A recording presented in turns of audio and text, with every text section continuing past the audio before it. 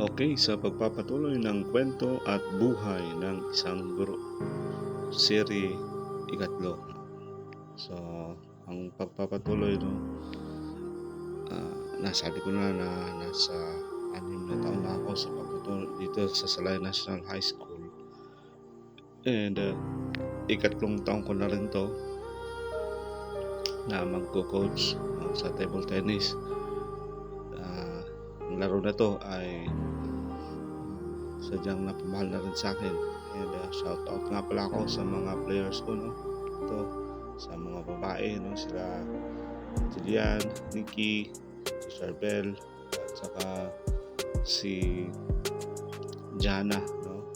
And naghanap kami ngayon ng isang player, no? Sa table tennis na girls. Kulang kami ng isang table tennis player. At shout out din sa mga lalaki kong players, no? Of course, nandito si Franco, yung naglalaro. And then, kay Mikel, kay Nash, no? At saka kay Derek.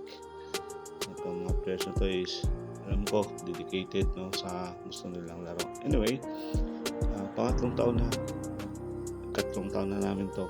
And, last time, by God's grace, no?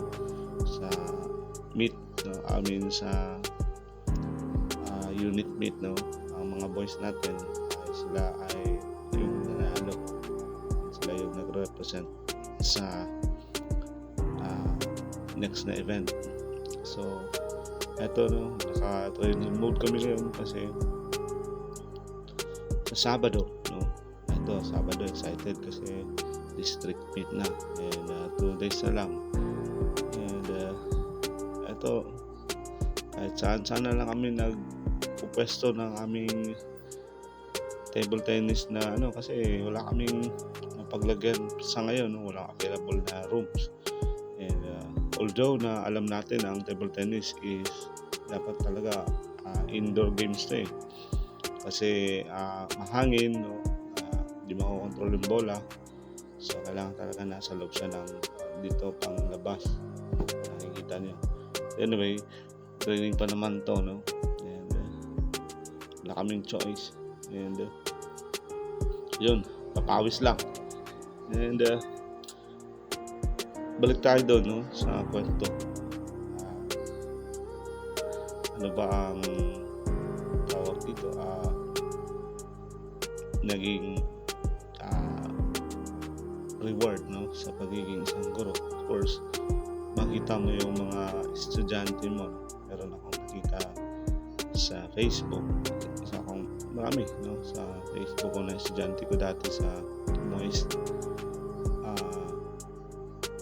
I am proud, no, na nakita ko sila, no, nakapagtapos, naging successful, no.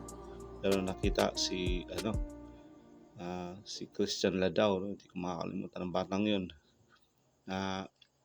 Kala ko paras-paras lang ba, no? And karon nakita na ako, sundalo na. So iba naging pumasa na, no, sa naging cream, no, tapos pumasa na sila, no? Criminologist na sila talaga. And then meron na rin akong mga estudyante, no, na naging pumasa na, no, sa LET exam. And I am proud, no. Siyempre, part tayo ng buhay nila, no? And makita natin na wala tayong ginawa sa kanilang masama, no? And kung ano lang yung mandate sa atin na ituro, no? I-share, no? Iparamdam sa kanila, no, ang care ng isang teacher doon sa estudyante. Maraming mga estudyante kasi at guro, no, na medyo hindi maayos ang relasyon. Hindi ko naman nila lahat, hindi dapat ganun, no. Dapat harmonious ang relationship between the students and their teachers. And yun ang magandang learning environment. Okay, hanggang dito na lang, no. May karugtong pa ang video na ito. Maraming salamat.